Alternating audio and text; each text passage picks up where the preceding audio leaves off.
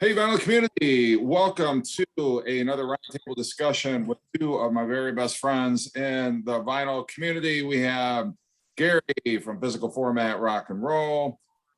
Gary missed our last episode. We're happy to have him back. And of course, we have Chris Prophy, Musically Obsessed.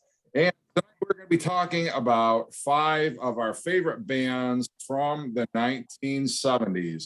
Not going to be in any order.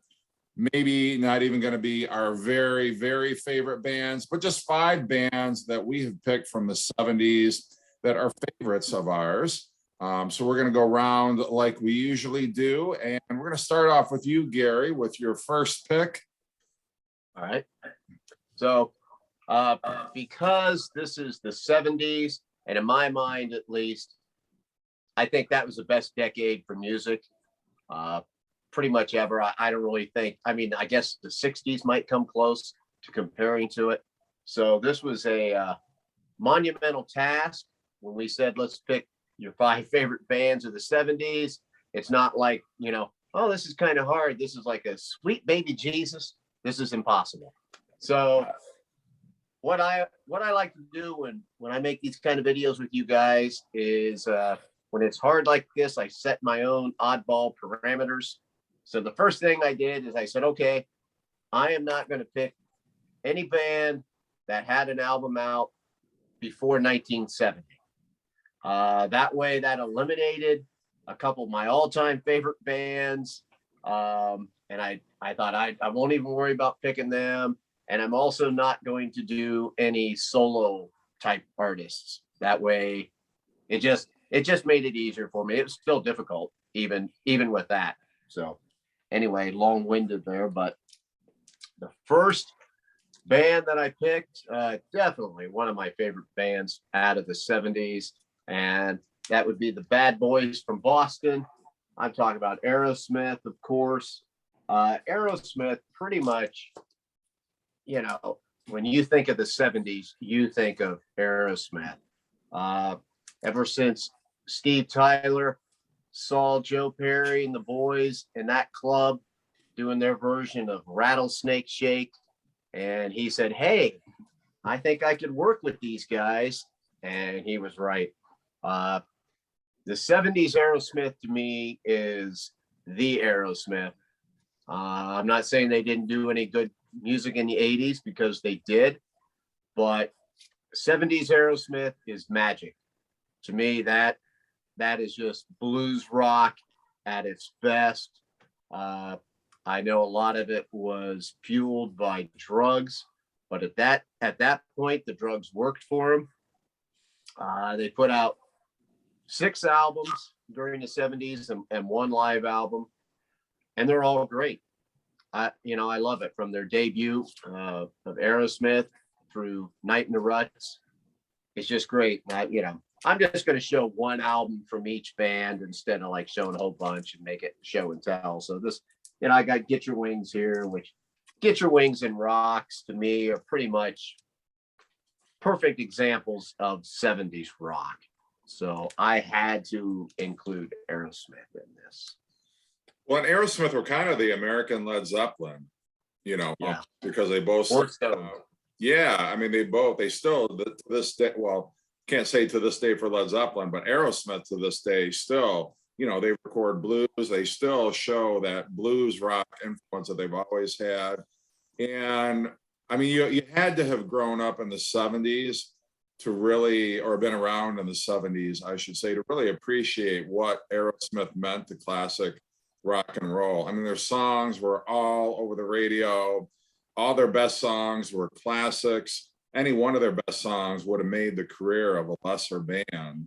Oh yeah. Just one of those bands, album after album, they just kept doing it and kept putting out classic after classic. And, towards the end of the 70s, I think the drugs caught up with them and their substance abuse kind of caught up with them. But they had a great run there in the early 70s when they were lean and hungry and trying to climb their way up the charts and get into the mainstream.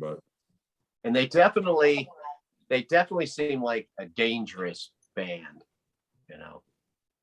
Yeah, I mean, Joe Perry and Steven Tyler were kind of the Mick Jagger and Keith Richards, they were like that version of the Glimmer Twins. But, I think Mick Jagger kept it together a lot better than Steven Tyler did over the years. But yeah, Aerosmith, I mean, you can't have any discussion about great bands of the 70s without including Aerosmith. So I'm glad you picked them. And their songs still resonate today. I mean, I still love hearing Dream On, and my own kids love that song. When they heard it, they added it to their Spotify playlist like right away. It's just one of those songs. So Aerosmith had a knack for writing timeless rock and roll. Yeah, and they have so many really great deep tracks too that don't get played on the radio that are just as good as the hits that they had. Yeah. Mm-hmm. Yeah. Great choice. Thank you. Well, Rolling Stone magazine came out with the top 500 albums of all time, like over 10 years ago. And the bulk of the albums were from the 70s. And so I feel our pain here in trying to pick artists and bands from the 70s because there's just so many. Full disclosure, I have some artists on my list here, not just bands. I have artists as well. So I'm kind of all over the place, but I kind of wanted to be all over the place. So we'll start with this one first. Coming in number 5, Pink Floyd. And, we know Pink Floyd from starting with the Syd Barrett years and kind of doing the whole psychedelic thing. But once they hit the 70s, I mean, listen to these albums in the 70s. Atom Heart Mother, Metal, Obscured by Clouds, Dark Side of the Moon, Wish You Were Here, Animals, and The Wall. I mean, that was their 70s output. That's 2, 3, 4, 5, 6, that's 7 records in the 70s. And I feel like with Pink Floyd, each record got better and the production got better, the songwriting got better. They reached more of the masses with each album. Now, for me personally, Animals is probably one of my favorite Pink Floyd records, but I also go back to the early stuff. Like I love the soundtrack for the film More and things like that. But, David Gilmour, Roger Waters, they could do no wrong. And just the thematic music they made, the progressive music they made, their, concept records, like The Wall, it's timeless. We were talking about Aerosmith. Well, Pink Floyd music is timeless as well. And I just, they're one of those bands. I know that they came out with stuff in the 80s. I know they came out with stuff in the 60s too, but I really consider them a 70s band. Oh yeah. So yeah, that's why I'm pulling out Pink Floyd. Yeah, I purposely didn't do that just because, like I said, it was just too hard. But Pink Floyd, if at least one of us has to talk about Pink Floyd because they are pretty much the pinnacle of the 70s. Yeah. Yeah, well, and if you just think about the journey that Pink Floyd took over the course of the 70s, I mean, in 1970, you had Atom Heart Mother that came out. You got the long suite of Atom Heart Mother, which is very kind of bombastic and cinematic. There's a lot of progressive kind of elements to it. It moves through different suites. You got a choir, for Christ's sake, on the track. And it was just them kind of like still trying to find an identity after Syd Barrett left the band. And then moved into metal, which is, you got Echoes, which is pure progressive rock. And then all of a sudden they do one of the greatest albums of all time, Dark Side of the Moon, which has, radio hits on there, but it's a seamless album. It flows one song right into another. It's a concept album. It's brilliant. You got Wish You Were Here, which went a little bit further in that direction. You had Animals, which is their darkest record, but still, you know, only 5 songs on that album, very much progressive. And then they come up, their last album of the 70s is The Wall, which is one of the all-time classics. I don't care what people want to say now, because it's cool to say, I don't like The Wall. I don't think The Wall is cool, you know, like Gary, you alluded to in one of your recent videos, but I don't care. The Wall is a masterpiece. Maybe not as great as Dark Side of the Moon or, you know, name your favorite 70s album, but I think The Wall still holds together brilliantly. You had Bob Ezrin produce it. You had some radio hits, some songs that are still played on classic rock radio, along Young Lost, Hey You, The Wall Part 2, you know, all those songs are Run Like Hell.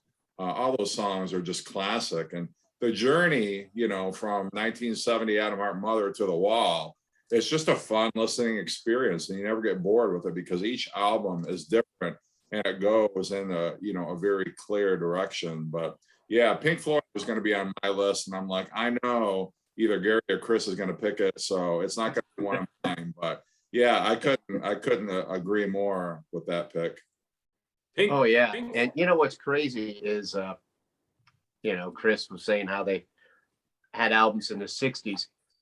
It's what a crazy evolution from, say, like Piper at the Gates of Dawn to Dark Side of the Moon.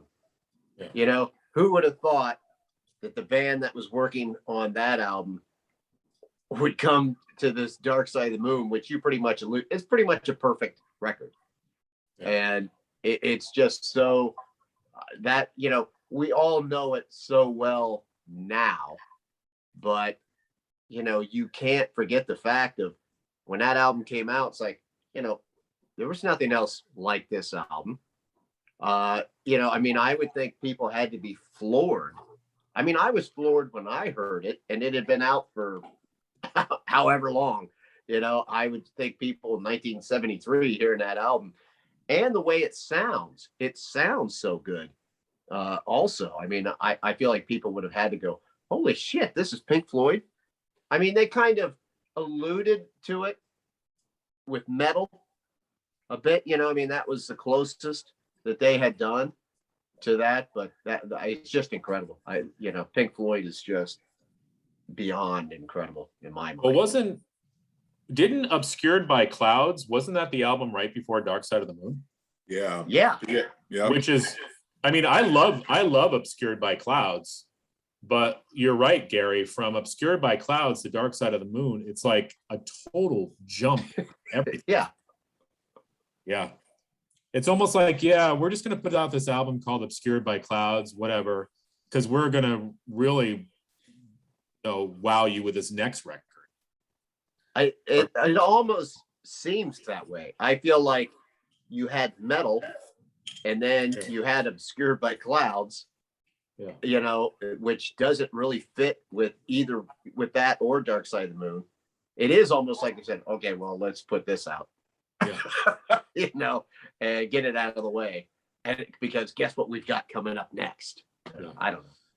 Well, I think that was what was great about the 70s too, was I felt like music was evolving like crazy. Like I feel like every genre, they were like pushing the envelope, whether it was jazz or rock or singer-songwriter, R&B, Motown, whatever it was, each of those artists were like pushing the envelope and trying different things, and it made the 70s really, really exciting. I think everybody was trying to venture out and say, hey, what can we do with music?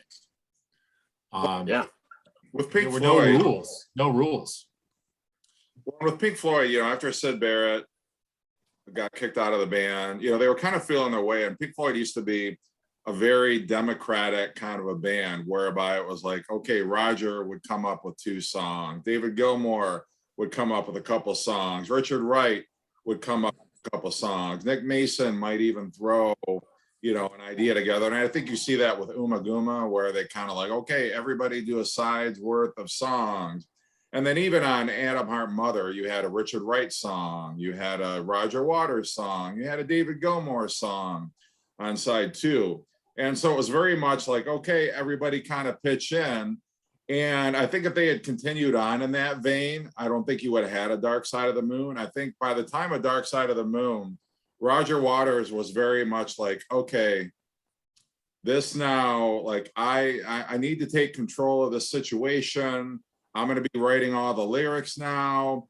You know, a lot of the songs that are putting forth, you know, came, you know, from, I think largely, you know, Roger Waters demos. And I mean, David Gilmour certainly made some contributions, but, you know, I think they were much less on Dark Side of the Moon than they had been previously. I mean, Roger Waters wrote every single lyric on Dark Side of the Moon, which I believe was a first. And he pretty much controlled the concept. He came up with that concept about basically, you know, everything that stresses people out, you know, during the course of their day or the course of a lifetime. You know, that was his idea. And I think kind of like, you know, he took control at that time and helped craft that album into what it was. And then subsequently, you know, I mean, we know what happened from there on out. And, you know, he and David Gilmour were butting heads. And I mean, it didn't work out. But, you know, I think very much the credit of that partnership, Roger Waters and David Gilmour, you know, it wasn't built to last because, you know, each of them were so gifted in their own right. And each of them had very strong ideas about what Pink Floyd should be and what Pink Floyd should sound like. And when they get in the studio, you know, they basically slug it out, and whoever, you know, was the more forceful personality kind of got their way. But yeah, anyway, not to go off and make this a Pink Floyd episode, but you know, great band. And I wish Roger Waters was still around, you know, as part of Pink Floyd these days, but you know, that ship has sailed. So, right. But all right, well, my first one is going to be a band, and they really span the 70s and the 80s, but I wanted to include them because I don't see them getting a whole lot of love, a whole lot around the VC, but I really think they're great. Even myself, I haven't shown them a whole lot, but I'm going to go with Talking Heads, who, you know, just a great band, and one of those bands where nobody else sounded like this back in the late 70s. You know, you had David Byrne, who, I mean, name another vocalist who sounds like him and acted like him on stage. I mean, he was just really a personality unto himself. But you know, you had such a great ensemble there. Everybody in the band were so proficient, and together as a unit, I mean, they really you know, blazed the trail, I think, in the late 70s and opened a lot of doors to some bands, you know, in that kind of post-punk, you know, that post-punk era. But you know, their debut was fantastic. This one, you know, their most popular hit was obviously the Al Green cover, Take Me to the River. But just great pop music, but just very quirky enough that, you know, it didn't quite make classic radio, but you could still consider it alternative. And I mean, I think it's great. I love this design, which actually this album cover design is a bunch of Polaroids, separate Polaroids that they put together in a collage. At the Rock and Roll Hall of Fame, they actually have like a life-size version of this album cover, so you can actually see the Polaroids up close. But I thought that was very cool. But you know, Fear of Music, their next album was brilliant. And then even in the early 80s, they started getting into some world music and rhythms. And you know, just they started in the 70s, you know, CBGB's was kind of their stomping grounds. And they were coming around right when the Ramones, you know, I think they were sharing the same stage with, you know, bands like the Ramones and the Pretenders and, you know, some of those other great groups from the late 70s. But I just had to give them a shout out because I really like them a lot, and I don't talk about them enough. Well, yeah, you don't hear. Sorry. No, go ahead. I was just going to say, you're right. You don't hear Talking Heads mentioned that often. And they should be. mentioned. Even you had mentioned they did a lot of world music as well, and there weren't a lot of bands that were incorporating that sound into their music. So a very unique band. Yeah. All right, Gary, your next one. Yeah, just another point on that. I'm glad that you mentioned the Talking Heads, because I think that was one of the biggest problems I had in making this list is, like Chris alluded to, the 70s were all over the place. Like you said, it's the best time for like the singer-songwriters. It's the best time for hard rock, for heavy metal, for progressive rock, and for, whatever, new wave, things like that developed. Because like, to me, you mentioning the Talking Heads represents, like the Ramones and Blondie, which I wanted to include those bands. They all came, all three of those bands were playing at the CBGBs, around the same time, along with like Television and, a couple other bands. And that's definitely a significant part of the 70s. And it was like toward the, mid to later 70s. And it was just, I almost had Blondie on this list for the same reason, like, you're talking about the Talking Heads, who were doing different kind of music, but at the same time, they were great rock and roll and pop songs. That's the thing. I feel like sometimes in like the 80s, that some bands that were, trying to, do something different, sometimes made music that was just different for the sake of being different, and I find a lot of times bands do that. They want that label, of avant-garde, and it's like, but you still gotta have good songs, even that's the thing about the Sex Pistols, right? They everybody's like, oh, they talk, they're so horrible and how they act and what they do. But when you listen to, Never Mind the Bollocks, Here's the Sex Pistols, those are good songs. They don't, it's not like they're trying, to just make noise. Sometimes I feel like bands just make noise. They have a lack of talent. So for that, they use that as their excuse for being different, as where the Talking Heads were extremely talented. And, they were able to make different kinds of music and still make good songs. Same way with Blondie. These were very talented bands, and they weren't just making different music because that's all they could do. They were doing it because they were capable of doing it, if that makes sense. Yeah, no, that's a great point that you made, because it's, you can straddle the line of like, I'm just being different to be different, and then you become a novelty kind of act. Yeah. But you have to have the goods, you have to come up with the goods, you have to come up with the songs, you have to be great musicians. And I think that's what the Talking Heads were. And they were so versatile that they could take on different rhythms and go in a different direction. Like they were another one of those bands where each album was a progression from the last until you got into kind of like the 80s, but yeah, so glad to stick up for them. All right, for my next pick kind of goes very much away from what we're talking here, although it has the word progressive thrown into it. This next band, discovering this band was like discovering alchemy. It's a combination of science and magic. And that's how I describe Rush. Rush is a band I remember discovering as a kid and just being totally blown away that here is a band that could just totally rock.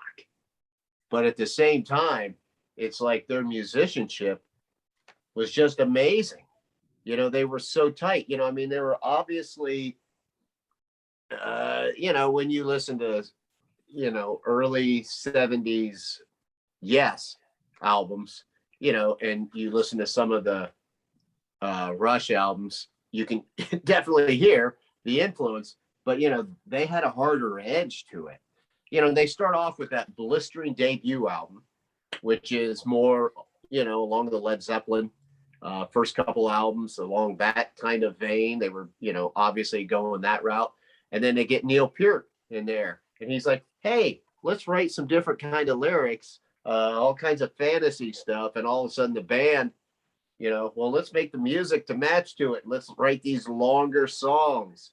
The very first album that Neil Peart arrives on, they have the song By Toward the Snow Dog, It's like, what the hell is that? And they go from that to fucking Caress of Steel, which has a necromancer and all this other stuff on here. And, they're making albums.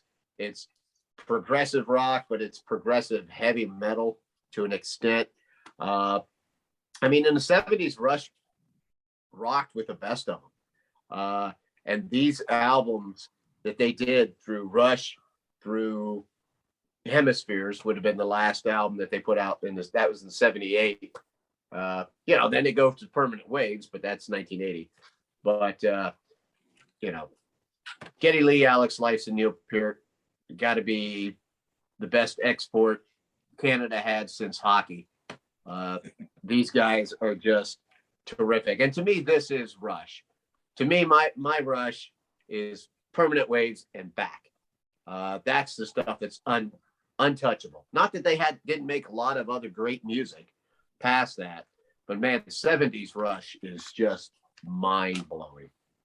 Well, I feel like, the jump from Hemispheres to Permanent Waves was as dramatic a shift as from Animals to the Wall, just because, you went from very progressive into suddenly these very concise radio-friendly hits that didn't compromise any of their musicianship or any of their songcraft or, any of the elements that made them a great band. They were able to seamlessly make that transition into, okay, like, we can't continue to be this progressive rock band and thrive. Like, we've got to adapt. We've got to transition into a harder rocking song with shorter songs and, stuff that is going to get us played on the radio, because if we're not played on the radio, your odds of surviving and continuing, with your record company, at least in the late 70s, was not very good. So, I think just to their credit, like, they made that seamless transition. It wasn't like they went through a spell of a couple bad albums and then got it together. I mean, Hemispheres is a great album. Farewell to Kings was a great album. And then, you got Permanent Waves. And then, obviously one of their all-time classics, Moving Pictures. And then, they're on to the 80s, still making great music, getting on MTV. And yeah, well, and it's also, you can see with Rush how they were influenced by, like, a Talking Heads, the Police. I think the Police had such an impact on Rush. I mean, you can tell the sound if you listen to the sound of Neil Peart's drums and even his drumming style to an extent. You can definitely hear Stuart Copeland's influence on that, which is incredible because, we pretty much think of Neil Peart as, him and maybe John Bonham as the greatest drummers of all time. But you could just tell how much Stuart Copeland influenced Neil Peart. Well, listen to the album Grace Under Pressure, and it sounds like the Police. You're right. The bass lines and everything. Yeah, you're right. The whole band was influeed by it. Yeah, even Signals had a couple of tracks that sounded very much like the Police. Yeah. Mm-hmm. And they don't sound. I mean, it's not like, oh, they're just aping. I mean, they made those songs their own. Still, I think Rush, could have easily just kind of folded after. Well, we could keep on making albums like A Farewell to Kings and 2112 and Hemispheres. But, people have to remember in the late 70s, you had the punk rock, totally changed the landscape of music. And then you had post-punk and, any band that was playing progressive rock in the late 70s was considered dinosaur rock, and people were moving away from that. And so you had to either adapt or, be obsolete. So,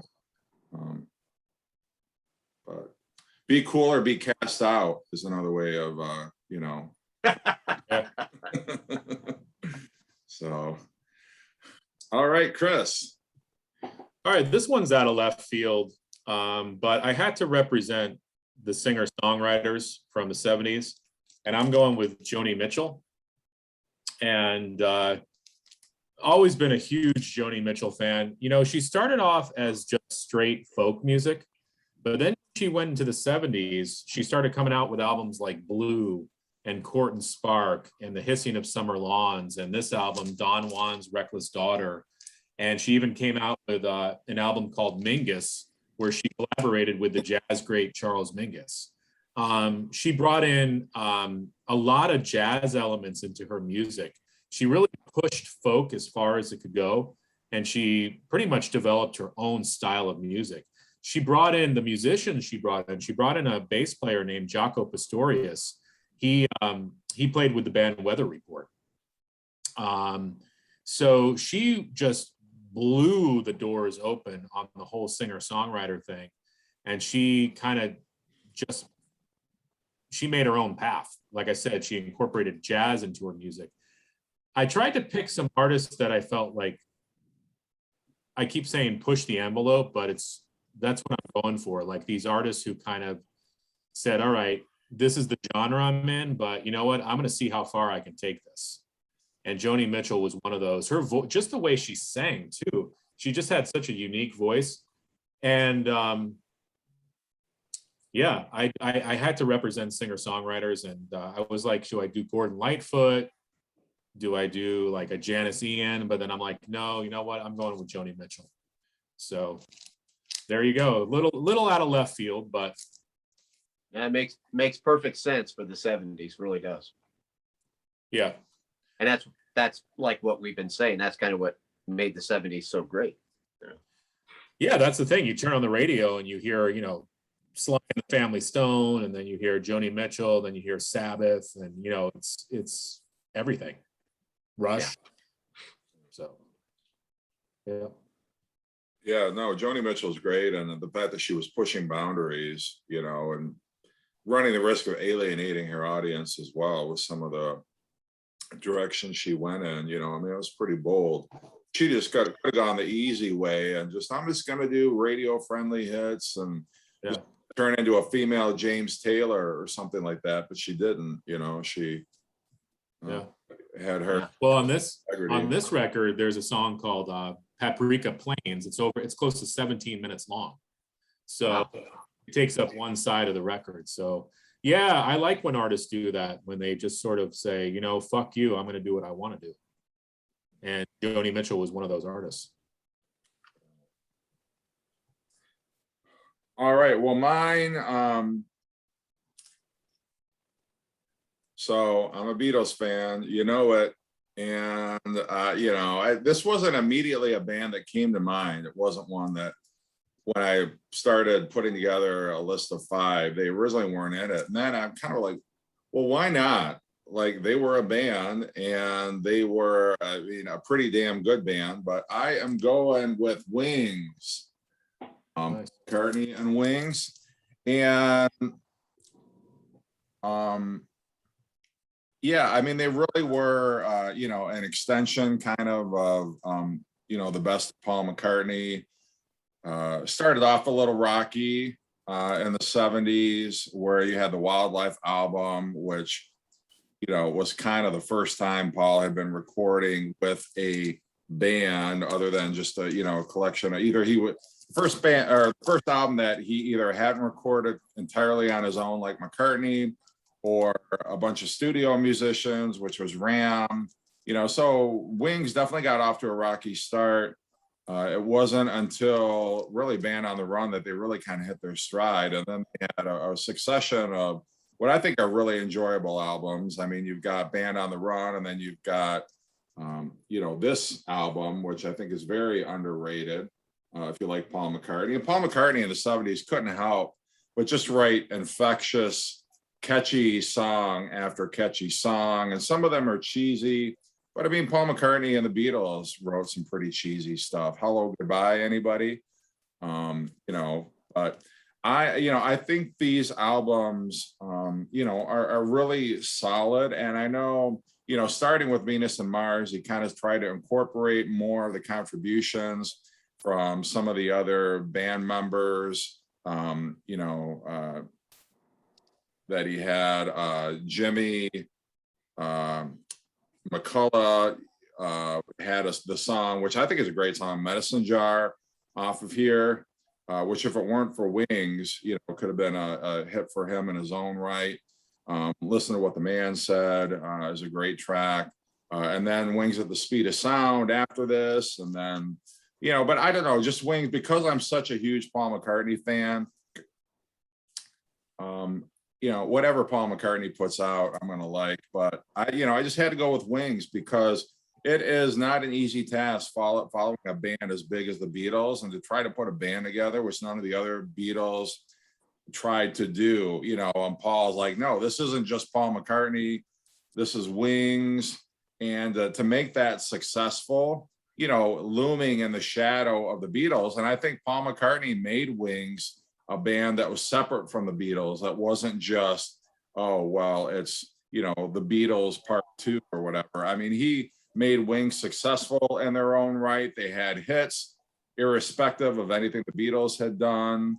And I think it's to Paul McCartney's credit, because his back was against the wall after he put out McCartney, and he put out Ram, and he put out Wildlife, 3 albums that the critics just totally tore apart. I mean, even Red Rose Speedway, critics were, you know, calling substandard Paul McCartney. And so his back was against the wall, and he came up with the goods and Band on the Run, where maybe somebody else would have been like, okay, well, I'll just be Paul McCartney and be out there and just doing my own thing. But, you know, I don't know if any of that makes sense, but, you know, just the fact that, you know, he was successful with that band and, you know, made it a successful band in its own right, to the extent, you know, where some kids that grew up in the 70s, you know, think of Wings before they think of the Beatles. They heard Wings before they ever heard a Beatles song. So Yeah. that's saying something, but yeah, I'm one of them. I mean, you know, you saying that because, like, you know, you figure in 1975, I was like 10. So, you know, you know, and before that, when Wings started, those were the songs I knew. You know, I didn't really remember Beatles, you know, Beatles songs from when I was 4 or whatever. But those songs by Paul McCartney and Wings are still ingrained into my head. And I think it's great that you brought that up as a set, because they were definitely part of the fabric of the 70s. And, you know, you see it all the time. Everybody wants to talk about, you know, John Lennon, you know, well, you know, he was, you know, Paul McCartney shit and John Lennon was great. It's like, I don't remember John Lennon songs from when I was a kid. Okay. Sorry. I remember the Paul McCartney and Wings songs. I'm not saying John Lennon's not great. Okay. I'm not saying that to anybody, but I kind of laugh when people want to put John Lennon up at some point up here and Paul McCartney down here. John Lennon put out his share of shit, in my mind, but that's just me. And if he would have kept going, you know, even longer, I'm sure he could have put out some more great stuff and some more shit. I mean, those guys were going to have a hard time ever matching what they did in the Beatles. But as far as having success, having a known discography, Paul McCartney and Wings. mm-hmm. Yeah, and he always wanted to be in a band, and he always, you know, tried to get Denny Lane to write some songs, and you know, he had Linda on vocals on a track or two, which you may laugh and be like, oh my God, well, that's like Yoko singing or whatever. But I mean, to his credit, I mean, who's bigger in the 70s, than Paul McCartney. And yet he's trying to spread the wealth around. He's trying to I want this to be a band, and of course, a Denny Lane song is never going to be as good as a Paul McCartney song, or right. But he was like, I want this to be a band, and and also, when you think about it, when they would play, there was he'd maybe do 2 Beatles songs. Yeah. And, the rest was all Paul McCartney and Wings. So he didn't just rest on his laurels. You see him now and he does all kinds of stuff like that, which he'd be crazy not to. But, throughout the 70s, he was still trying to push, like you said, hey, this is my band now. This is the music I want to do now. So. Well, and you see him now, and it's like he does just as many Wings songs as he does Beatles songs in his concert repertoire, and that's, I think that says a lot too. The fact that those Wings, the best of his Wings songs, Band on the Run, Live and Let Die, all those classic McCartney tracks, stand alongside some of his Beatles work. I think Maybe I'm Amazed is as good as anything that's on Let It Be or Abbey Road. Uncle Albert, Admiral Halsey, that's a great one. I love that Beatle track. So but anyway, so good thing. Yeah. Good thing. Okay. My next pick is my first British band that I'm talking about. They were all British for their first couple albums, and then by their third album, they added a German guitarist, a young guy, and from there, they just took off. I am talking about UFO. UFO is one of my favorite bands of the 70s. They are just a good hard rock band. They're very melodic. They had Michael Schenker, of course, one of the greatest hard rock guitar players of all time. They put out a string of albums that they were never quite as huge in the US as maybe some other parts of the world. They were still popular here, but they were never, they didn't reach certain heights of other bands, but they were just as good. It culminated with this Strangers in the Night, which this was from 79, I believe it was released. So it ended the decade. This was the last thing that Michael Schenker was on before he left for the first time. But, Phil Mogg just sounds amazing on here. This was another band that not to the extent of Deep Purple or Uriah Heep, but they added keyboards into their music, into hard rock music, and did a very good job of it. Phil Mogg has just one of the best voices. He's kind of like a Paul Rogers kind of voice. He's not doing the real high-pitched stuff, but he's just got a great rock voice. And they had so many wonderful songs during the 70s. And this is easily in the top 3 live albums of the 1970s for myself. I'm sure a lot of people out there think I'm full of shit, but that's just my opinion. This is a perfect rock album, and I couldn't talk about the 70s without bringing up UFO. Yeah, UFO is very underrated, and it's just they're not talked about enough. And I remember I didn't really know too much about them, and then I started listening to their records. I'm like, how come I've never heard of this band before? Because every record of theirs from the 70s is just phenomenal.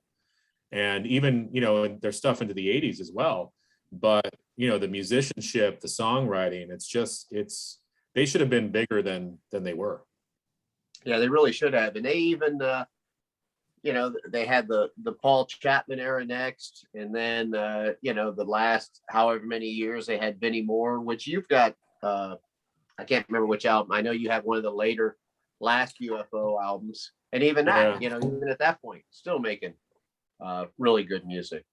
So that is just, they've had a long storied career. I mean, their bread and butter was in the 70s, but even past that, they still were making great music. Yeah, I have their 2019 album called The Conspiracy of Stars. Yeah. Which is actually, it's a good record though. I mean, it's not good their 70s stuff, but it's still good. Right, exactly. Great pick. Thank you. All right, well, my number 3, I'm surprised we haven't picked the same band yet, but this is interesting. I'm wondering if one of you guys picked these guys though. Sabbath. Anybody else pick Sabbath tonight? But maybe. All right, so I can't talk about the 70s without talking about Black Sabbath, and the main reason is just the birth of heavy metal. I mean, most people would agree that Sabbath created heavy metal, just their sound and the album art and the lyrics, their look, Ozzy's voice, Iommi's guitar playing, Bill Ward's drumming, Geezer Butler's bass playing. I mean, it all came together and created heavy metal. And their albums, I mean, their first record was 1970. And then in 1978 was the last album with Ozzy, Never Say Die. But you think about all those albums, and the critics really panned, Sabbath in the beginning. They didn't really give them a lot of love, but it didn't matter because it was the kids who were listening to them. And I mean, think about albums like, the first album, Paranoid, Master of Reality, Volume 4, and then they started to get progressive with Sabbath, Bloody Sabbath, and Sabotage, my favorite record, and Technical Ecstasy. It was like progressive heavy metal. So it was kind of cool because Tony Iommi was still making riffs, but then they started incorporating some keyboards and some choirs and things like that. So, and people still, obviously we still talk about Sabbath nowadays. We still talk about their albums. We still show their records. We still talk about their songs, and because they were that influential. Sabbath is one of those bands that, you literally hand a record over to your child and say, okay, listen to this. This is going to blow you. It's like a rite of passage. And then your son is going to pass that Sabbath album to their kid. Like, it's just one of those bands that is timeless. So I had to mention Sabbath. Agreed. Yes, got to talk about Sabbath. Yeah, I think their legacy made them bigger later on than they actually even were in the 70s. So there's my pick. Yeah, well, can't argue with that. And I did not pick Black Sabbath, not because I don't feel they deserve to be on this list, but I knew one of you would pick that. So, if we were doing our very favorites, Black Sabbath would have been on there for sure. But, I'm going to be the first one to pick this band, but I have a feeling one of you have picked this band also. I'd be very surprised if you did not. But going with the Led Zeppelin, I mean, 70s top 5 bands, Led Zeppelin is going to be a part of the conversation. And I mean, a band that doesn't have a bad album, you could say, well, maybe Presence is a little weaker or whatever, but I don't care. I mean, they brought the goods every time. They stretched out stylistically, and they incorporated some Eastern rhythms in some of their tracks. They were folky, but they were heavy. They got progressive a little bit in the late 70s.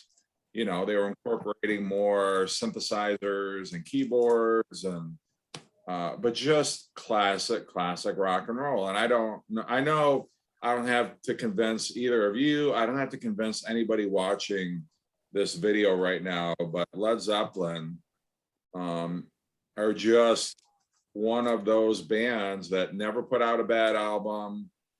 I would contend they don't even have, I mean, you could maybe say Hats Off to Roy Harper or Hot Dog, might be weaker tracks, but they never phoned it in. They never had an album where, well, they were too drugged out, they really didn't try hard, or, well, that was just kind of a, contractual obligation album. And I know they were only around for basically, 12 years maybe, but still, they were the kings of rock and roll radio. They dominated the stage. Their live performances were legendary. Their debauchery was legendary. You had 4 distinct personalities. You had Jimmy Page, who was a guitar virtuoso. You had Robert Plant, who could sing like nobody else in rock and roll. You had John Paul Jones, who was a savant in terms of, he was a brilliant keyboard player. He was a brilliant bass player. He brought so much to the table. He was kind of that stabilizing force. And then you had John Bonham, one of the greatest drummers in all of rock and roll. I mean, they were the total package. And, if not for Led Zeppelin, I don't know where rock and roll would be today, but it wouldn't be as fun or as heavy a place, I suspect. So, yeah, just like Black Sabbath or Pink Floyd, Led Zeppelin has to be talked about, and like I said, I use certain things just to get them out of it, because Led Zeppelin and Pink Floyd are probably my favorite 2 bands of all time. And so, I didn't want to get too much into it, but Led Zeppelin has got to be, the band that, you talked about the 4 individuals, and it's like you took a one of these super groups and put them together, but they weren't a super group. Those were just the members of this band, and it's like that. They were so good. It's almost, you could make an argument for anybody in that band of, this was the most important member, even the drummer. I mean, how many bands can we say that about? Most of the time it's like, well, yeah, they're a really good drummer, but you could have had a different drummer and they probably would have been just as good. No, not Led Zeppelin. Yeah. I mean, when you think of Led Zeppelin, you think of those drums too. You think of that style that he had, that sound. And you made a point when you guys were talking about Led Zeppelin, and you and Chris were going on about In My Time of Dying. And I remember how you said on that, Jeff, you go, yeah, when he gets towards the end and it sounds like John Bonham is just beating the shit out of his drums. And then you see it on video and he's kind of like, doesn't really look like he is. The guy was like amazing. This was a guy that was a bricklayer before he started, joined there. He had hands of concrete, man. He didn't have to, you and I, Jeff, we saw the Dead Daisies and we saw that drummer, how, he just kept going like this all the time. But yet you had John Bonham not doing that. You watch films of him and you're like, how's he getting that sound? I mean, the way he tuned his drums, but at his foot, John Bonham had the best foot in rock and roll. But anyway, that's your pick. I'll shut up. But you're right. I mean, even the Who went on after Keith Moon died. The Who didn't pack it in. No. Whereas Led Zeppelin was like, no, like, how do you replace John Bonham? It's impossible. So I think that definitely helped their legacy, because I think they would have come out with albums after In Through the Outdoor. I don't know how good they would have been. Right. It was sort of like, it was, it's like when Jim Morrison died, they tried a couple records without him and it just didn't work. And that's the thing. Like, I think Zeppelin made a good decision to stop. Mm-hmm. Yeah. And that solidified their legacy. Yeah, because you would have never had an album like Shaken and Stirred with John Bonham behind the drum kit, I mean. No, you could tell where they were headed with In Through the Outdoor. And again, it's a good record. I like that record, but it was starting to kind of get away from that Zeppelin sound. I think if they would have made another one, because of the state that Jimmy Page was in, he was already in a bad state when they were doing In Through the Outdoor. And if they would have continued, because he had a few more years there where he was into heroin pretty bad and some things like that, his health had deteriorated quite a bit. I think maybe they would have made that album that Jeff had alluded to, okay, well, here's the one they just kind of had to put out. We know it's kind of shit, but, this way they ended on a high note, or at least, not their best, but Into the Outdoor is still a very good album. So, yes. They never put out that crap album. Right.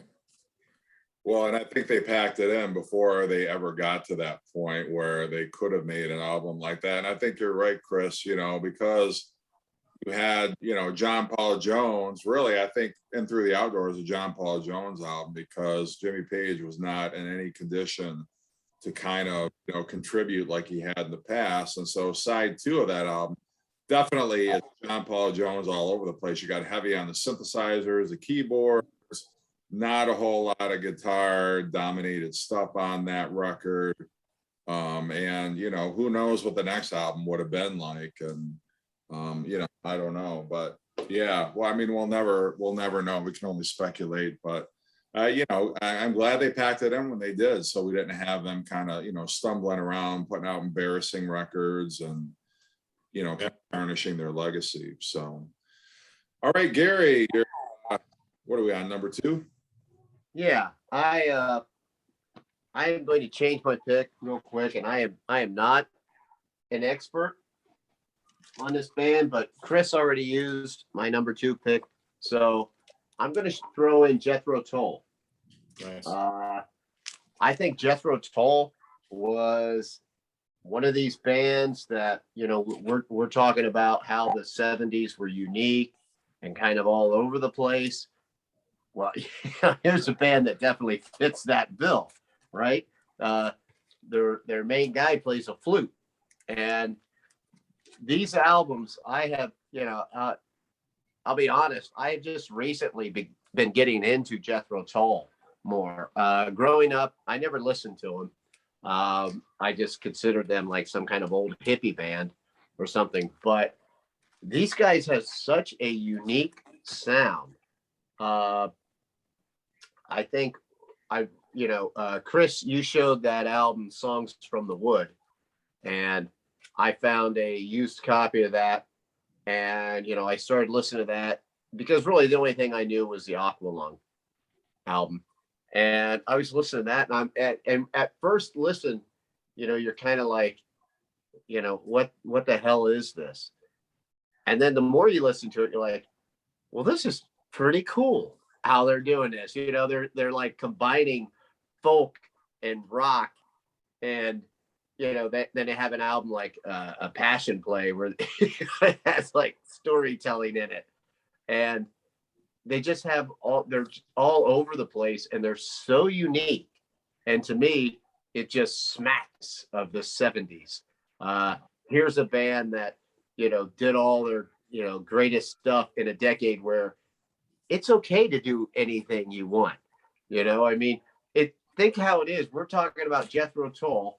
You think of their sound in the same breath, the same decade we talked about the Talking Heads. I mean, that just shows you what a wonderful decade it was and how much fantastic music was in that decade. So that's what I'm going to throw in.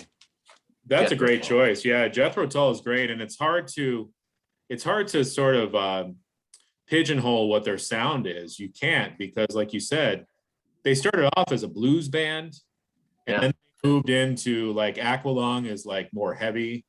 And then they did like English folk music, and then they tried progressive, and even into the 80s, they toyed with some electronic music. So Jethro Tull was all over the place, and Ian Anderson on the flute. I mean, talk about making your band unique. I mean, that Yeah. really, you don't see that. I can't think of another band where the No, flute. and they, at the same time, you know, they managed to rock. Yeah. You know, there's a lot of songs you're just kind of bopping along with, man, you know, Yeah. and they just had different, you don't know what they're going to do from album to album. It's crazy.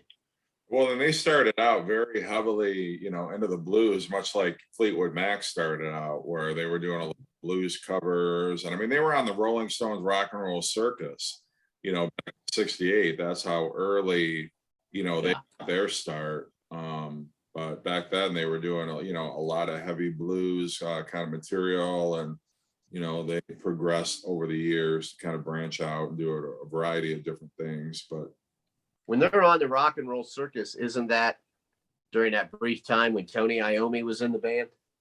yeah, I think you're right. Yeah, they I think they opened up. They were the first band in that performance. They do "Song for Jeffrey" on that broadcast or that movie, whatever you want to call it. But yeah, interesting to think Tony Iommi was in Jethro Tull. Like, what I know. the hell? But yeah. Cool. All right, Chris. Yeah, well, I'm wondering if it's okay if I give you guys my number 2 and my number 1. And the only thing is, YouTube audience, I told the guys this beforehand, but my fatherly duty, I have to drive my daughter somewhere after this. So Sure. If you guys would mind if I just gave you my number 2 and my number 1 right now. Yeah. Go ahead. Awesome. Yeah, because, you know, we're not just YouTube superstars. We're dads here too. All right. My number 2 and my number 1 are outside the box as well. For number 2, I'm going with Miles Davis.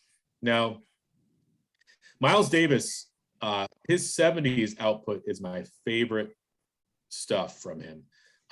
You know, he basically created jazz fusion with this record. And listen to the players on here too. I mean, you've got Wayne Shorter on here.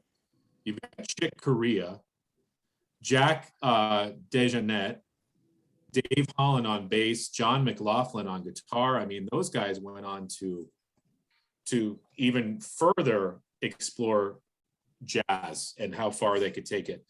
Miles Davis came out with this in 1970. He came out with an album about the boxer Jack Johnson in 1971. He came out with one of my favorite albums by him called On the Corner, which is like funk experimental music. And then he had 2 other albums in '74 called Big Fun and Get Up With It, where he's got songs that are like close to 30 minutes long, where he's just jamming and he's just pushing the jazz envelope. And, you know, I think for the amount of people he lost during this time, like some fans were like, I can't take this electronic music or whatever, or electric music. He just gained all those fans on top of that as well. You know, I know Miles was listening to a lot of Hendrix. He was listening to a lot of Sly and the Family Stone, and he wanted to incorporate those bands into jazz and kind of push jazz to a different audience, and he did it. So that's my number 2. And my number 1, now this is not a joke, and I know you guys are going to think it's a joke. Rod McKuen. My number 1. Hear me out. I counted, listen to this crazy shit. Rod McKuen came out with over 60 records in the 70s. Talk about prolific. Like, and the genres that Rod McKuen covered in the 70s, he did folk music, he did country music, he did spoken word poetry records, he did orchestral albums, he did movie soundtracks. His songs were covered by artists like Frank Sinatra and other people that I can't remember right now. But I mean, the guy came out with 60 fucking records in the 70s. Who does that? Rod McKuen does that. Was Tony Iommi on that record? Tony Iommi does play on a couple of the tracks, yeah. But, and it's not a joke. Like, I'm like, do I put Rod McKuen in here? Yes, I do put Rod McKuen in here. I mean, I love him. And I mean, 60 records, and the amount of different styles of music that he did, it's just amazing. So that's my number 2 and my number 1, Miles Davis and Rod McKuen. Guarantee neither of you guys picked Rod McKuen. You are correct. Wow. Yeah, isn't that amazing? That was 60 records. Yeah, damn. Sounds like every time he went to take a shit, he recorded it and made a record out of it or something. Yeah, and yeah, it's pretty amazing. I think the guy has like over 100 records. Good Lord. Yeah, he was very very How many do you have? prolific. I've got about 50. Halfway there. Yeah, yeah. But well, guys, thank you. I apologize that I have to leave early. No, that's fine. We get it. We're just gonna make fun of your Rod McKuen pick when you leave. And now what I'm gonna have to do is when I get home, I'm gonna have to watch and see what your guys' number 2 and number 1 is. So See how badly we talk shit about Yeah. Rod McKuen. hey, listen, I'm used to it. So That's all right. all right, this was fun, guys. Thank you. All right. We'll see, man. Bye, YouTube. There goes Chris Prophy, ladies and gentlemen. There he goes, the man, the myth, the legend, and the father. The only guy that picks Rod McKuen. That's right. I am telling you. You know, we love Chris, so Yeah. Oh yeah. indulge his Rod McKuen obsession. Honestly, I was very curious. I thought, I don't think he can help himself from picking Rod for this. So I'm not surprised. I'm still a bit surprised considering how many bands are left on the board to pick. Oh my God. You know? I know. That's something here at the end we'll have to discuss. But I get that because I'm totally like, you know, I mean, there's so many artists that I'm infatuated with and geek out about that I know everybody else just kind of rolls their eyes and like, oh God, you know, Yeah. to hear about Thomas Dolby again. Do we have to hear about like, whatever? But you know, so I get that. And I mean, but yeah, if we're gonna be real, if we're gonna be who we are, then you're gonna show Rod McKuen because you dig that. So I can respect that. Kind of like brings me to my next pick. This is a band that, you know, and I know I already said this about Talking Heads, but I don't hear anybody else talk about this band. And I don't know why, because to me, they are obviously one of the best bands of the 1970s. Got to see them live a couple of years ago, which it was on my bucket list, but I'm talking about ELO. Oh, okay. Love Electric Light Orchestra. And my dad had a couple of ELO albums growing up, and I always remember kind of like being freaked out a little bit, or at least creeped out, because Jeff Lynne, he's got that afro and he's got the sing look with his beard. And it's just kind of like a guy like, oh man, I don't know. He's kind of scaring me a little bit. But I mean, he's a student of the Beatles, late Beatles, you know, I Am the Walrus, you know, is probably the song that I think they're most influenced by, Glass Onion. But Electric Light Orchestra, you know, I mean, just album after album of ear candy and songs that you couldn't get out of your head. And just, you know, Jeff Lynne, like effortlessly, you know, this is, I think, probably my favorite ELO album, A New World Record. I mean, you got Telephone Line on here, Living Thing, Do Ya, and all the non-album tracks are great also. Any of these could have made it on the radio. And then just, you know, El Dorado was kind of like the concept album, but, you know, incorporating strings in a very heavy way, like no other band was doing in the 1970s. He was incorporating a choir, like you heard on You Can't Always Get What You Want, like that kind of a choir on almost every song, incorporating strings, you know, like no other band was using at that time, and coming up with just infectious, radio friendly, you know, hard rocking pop hits. And in the 70s, you know, ELO were all over the radio. They were all over classic rock radio. I remember hearing them growing up, and it's just such a different sound because, you know, Jeff Lynne's got a distinctive voice. You've got the choirs that just, and the strings that lend such a unique kind of sound that ELO didn't sound like anybody else. And nobody, you know, and strangely, nobody's tried to copy ELO either. You know, you don't have a lot of like, oh, well, they sound like ELO. You can't say that about any band. No band has ever tried to be like, well, you know, we were influenced by ELO. You know, I don't hear that a whole lot. ELO really, I think is so underrated, and so, you know, when you talk about 70s rock, not a whole lot of people stick up for ELO, but I've always been a big fan. Jeff Lynne, you know, I saw him in the George Harrison documentary, just the sweetest guy. You see him in concert, he's just so down to earth, so humble, so self-deprecating, and yet he is just a brilliant songwriter. I mean, he's kept ELO going, I mean, to this date, still putting out records that are, you know, pretty decent. I mean, they're not as great as the 70s stuff, but you know, Electric Light Orchestra, I think, is just phenomenal. I think that, you know, you talking about how people don't mention them a whole lot. I mean, you know, I see people show their records occasionally, but yeah, you're right. I don't think people realize how big they were in the 70s. You know, they were on the radio all the time, and they, you know, they were known, you know, they had that spaceship type thing that was like on above their stage. And you know, back before there was MTV, you know, bands would still make those videos sometimes that you'd see on like the Mike Douglas show or you know, whatever like that. And I remember seeing those guys play, and I mean, you know, they were like they were playing a song, but they weren't really, you know, it was a recording. But the fact that I remember seeing it, and it was like, you know, a however many piece orchestra playing, but it was rock and roll music. And that was really, I remember seeing it as a kid and thinking, wow, this looks like something I would hate, but it sounds really cool. And, you know, they electrified all of that stuff.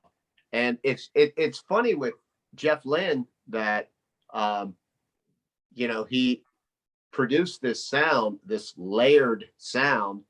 And then you think of him like making the Traveling Wilburys records where, you know, then he hit a point where everything he wanted all stripped down. It just shows that he's just a talented guy. It's just kind of whatever he feels like doing, you know. And you know, what wasn't he in, what, The Move? Yeah, Before that.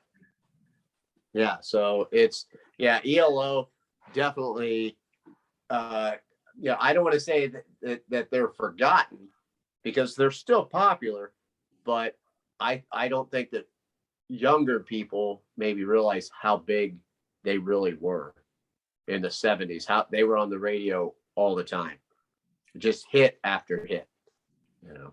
Yeah, and it's one of those, like, their greatest hits would be, I mean, they've released 2 separate greatest hits, but, you know, anymore, like, to put a ELO greatest hits together, it's going to be a double album. And even then, there's going to be tracks to leave off it, because they've just got such a diverse catalog. And, you know, Jeff Lynne, I mean, I wouldn't say he's as good. I mean, he's pretty close to Brian Wilson as far as, you know, talent and ear for music and ability to craft just a great melody and a great rock track. And but yeah, just very cool. And if you ever get to see him live, you won't be disappointed, because they were in Columbus there like 2 years ago or something. I regret not going now, but you know, you can't see every concert. And I think it was like during the week or whatever, but because I had like my brother-in-law and sister-in-law, they went, and but we didn't go see it. And you know, I wish I would have. Hell, I'd even go see that semi tribute band that they have, where it's like members of the original Electric Light Orchestra. Electric Light Orchestra 2, Part 2. Yeah. Something. Yeah, just to hear the songs live, you know, I mean, hell, I'd go see that. But. Yeah. But I mean, Jeff Lynne sounds great. He looks great. Doesn't look like he's aged at all. Yeah, well, he wears the sunglasses and Yeah, I mean, that's the Jeff Lynne look, and he's the only original member left. But I don't care. It's like, I would go see Brian Wilson without the other Beach Boys in a heartbeat. Cause, that's who I know and love. But anyway. All right, now you're number one, and I'm gonna, I don't know. I'm keeping in my head who I think it's gonna be, and if it's not, then I'm gonna change my number one pick. So okay, go ahead. Well, my number one pick is totally what you would probably expect it would be, and that is Kiss.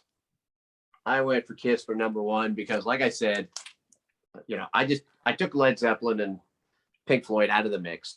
So, Kiss, the importance of Kiss to me in the 70s is I can't even explain how this was what got me into rock and roll the way it did, and hard rock.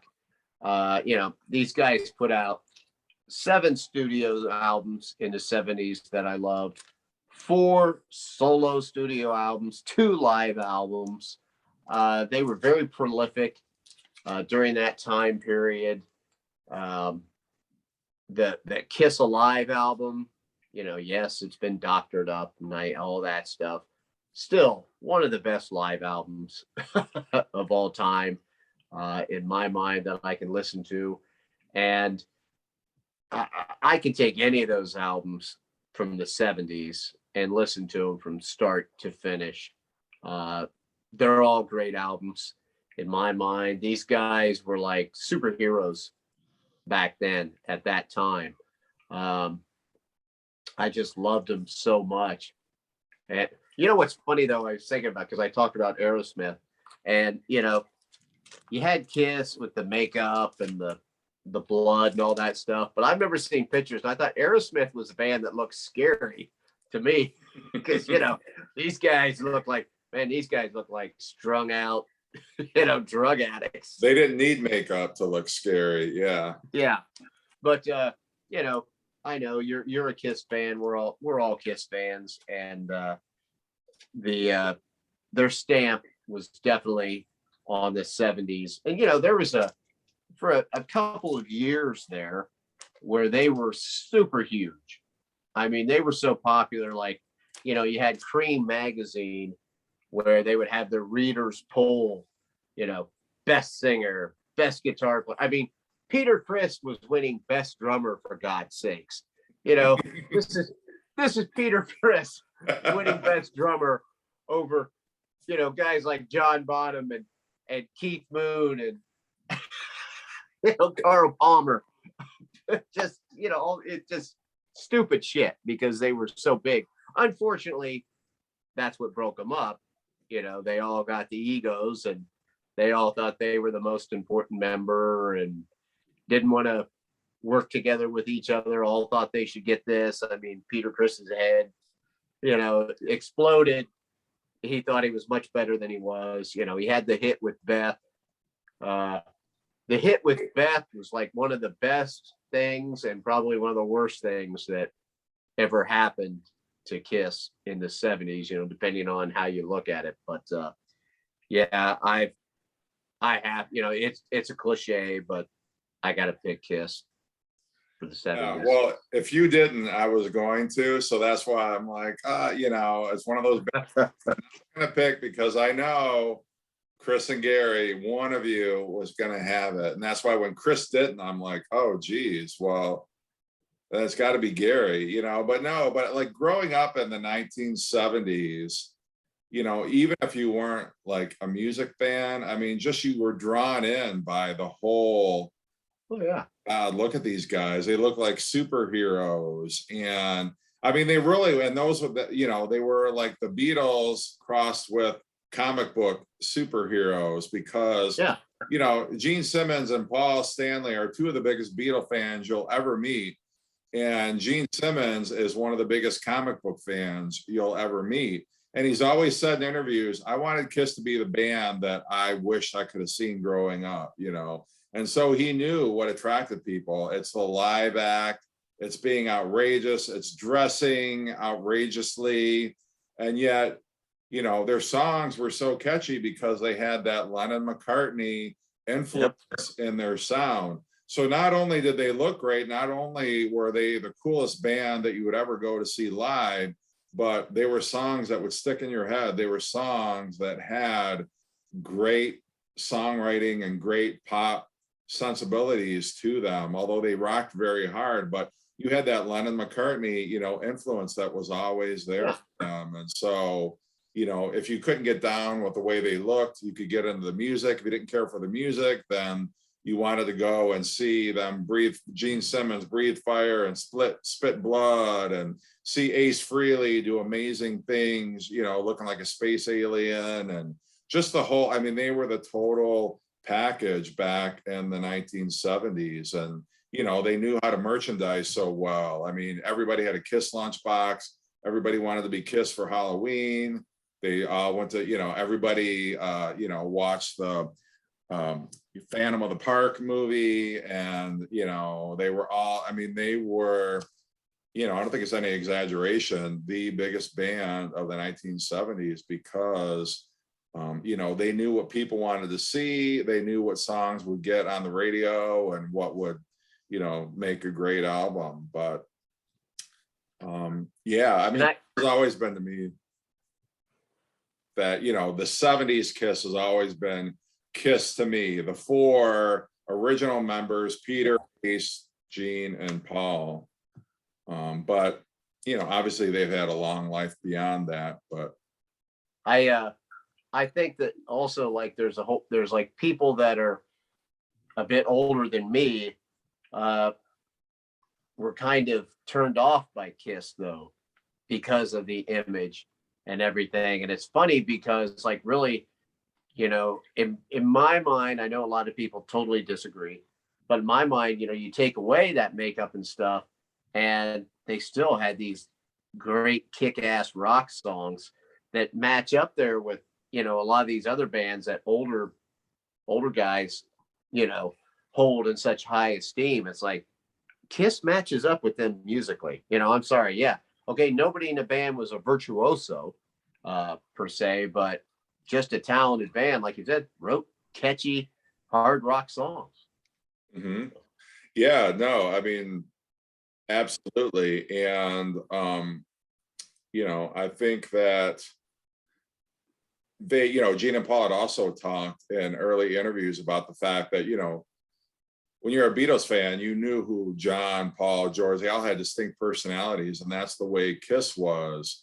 You know, you knew Peter, Chris, and Ace, and Paul, and Gene, and you know, but I think also, you know, they were kind of like kids growing up, knew like, well, my older brother is not into Kiss. This is like my thing. You know, my older brother is, you know, listening to you know, Eric Clapton, or, you know, kind of right shit from the, you know, all the, like, Deep Purple or whoever, you know, like my older siblings are listening to. This is like my thing, and the first band that kids could actually claim as their own, you know, because their older siblings and their parents were like, oh, Kiss, it's a gimmick, why do you want to listen to that crap? You know, so I think there was a brand loyalty there among that generation. You still go into any crowded place, you'll see, you know, a couple of people in Kiss shirts, and you know, people still are fiercely loyal to Kiss after all these years because it meant so much to them growing up, like the Beatles did for grew up in the 60s. You know, it was the soundtrack to their youth, and they remember, you know, going out and seeing the solo albums in the shops and watching the movie on TV, and, you know, maybe if you saw them in concert, or, you know, going out and buying Kiss Alive and taking it home and playing it. And I mean, there's just so many, I think it meant. Well, yeah, I remember being in 6th grade and seeing Kiss on the Paul Lynde Halloween special. And just, I thought that was the greatest thing ever. I remember seeing it. To me, it was kind of like, when you hear older people, 10 years older than me or more, talking about, the Beatles on Ed Sullivan. It was that type of thing. I remember it's like, oh my God, there they are. They're moving around, because all I'd seen was pictures of them. And there they were on TV, walking around talking and playing. So it was a big deal. All right. Well, I feel like after that discussion, like, why do I even need to show my number? I did pick another one just because, like I say, I knew, you guys were going to pick Kiss. Somebody was going to pick Pink Floyd. And, I thought about The Who, but, like you said, I mean, kind of like, I didn't want to pick a band where, I mean, The Who are just, as big a band in the 60s as they were the 70s. So, they kind of got that bleed over into two eras. And so I could have easily picked The Who, but, and I know, again, like Chris with his pick of Rod McKuen, people are going to roll their eyes like, oh yeah, Jeff, how many you've done a million fucking videos about this band? We know, but Genesis, gonna go with them. This is their album Wind and Wuthering. This is when they were their last album as a foursome before Steve Hackett left the band. But Genesis is very much progressive, and people, a lot of people know them more for, when they were a trio with Phil Collins and how big they were in the 80s. But still, even after Peter Gabriel left, much like, people thought, well, Pink Floyd's over after Syd Barrett left, or, any other band who's had to replace a lead singer. He was a huge creative driving force. But, with Genesis, they were very much innovators in progressive rock. I would stack any of their albums against Yes, any of their albums. But they always had kind of that, that undercurrent of pop songwriting and catchy tunes. And but yeah, I think, Genesis is great, whether it's the Phil Collins era or the Peter Gabriel era. They still just put out some really great albums. And I contend they don't have, I mean, maybe one of their first albums you could say is like weaker, but I think Genesis is one of those bands that had a string of really solid albums, great musicians. I mean, say what you will about Phil Collins, he's a great drummer. You got Mike Rutherford, who is a great guitarist. Obviously Steve Hackett's a great guitarist. Peter Gabriel, what more can be said about him? Tony Banks is a great keyboard player, but you don't hear about him. People talk all day about, Emerson, and they talk all day, about Rick Wakeman, and but you just don't hear a lot of people say what a great keyboardist Tony Banks was. But yeah, you're right. When did Duke come out? Duke was 1980, 81, okay. I believe. Yeah, so real early 80s. Mm-hmm. I couldn't remember if that was still like at the end of the decade or not. I remember those songs coming out, hearing them on the radio, and I couldn't remember how old I was. Yeah, I think Misunderstanding was one of the first Genesis songs I ever remember hearing on the radio. Off of Duke. I think maybe Follow You, Follow Me might have gotten some radio play off the album before that, which was, and then there were three. But, definitely the album after Duke, Abacab, really kind of established them. And some people think Abacab, or Duke was the first Genesis album just because that's all they know and all they have ever heard. But for the longest time, that's, I didn't realize for a long time that there was Genesis before that, and I started really not until, like in the early 80s when Peter Gabriel started having hits. And then you're like, Peter Gabriel, formerly of Genesis. And, then they talk about and I'm like, oh shit, those guys were around for a long time. You Yeah. know? So yeah, I Yeah, was one of those people who thought they just started right around then. Yeah, well, I think their first two albums, from Genesis to Revelation and Trespass, I don't think Phil Collins was even on. I know he wasn't on their first album. I don't think he was on Trespass. But they were very much kind of like, you know, that late 60s. Their first album was 1969. And then Trespass was 1970. But they were kind of very much like in that, like, what Deep Purple's first album sounded like, or, you know, kind of like Moody Blues or early Yes.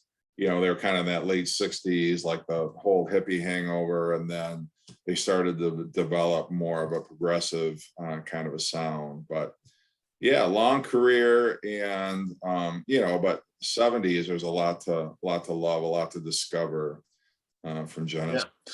So. Cool. Yeah, well, Gary, pretty proud of our list. You know, Yeah. AC/DC could have been on the list, obviously. Honorable Oh yeah. for me. Yeah. Think of the bands that we missed. You know, like you just said. Yes. AC/DC, on yes. that. Heart, Van Styx, Halen. Van Halen. Yeah, they put out a couple Straits. Yeah. The Cars. I mean, so many. This could have easily been a top 30 list. Scorpions, Mm-hmm. Grand Funk Railroad.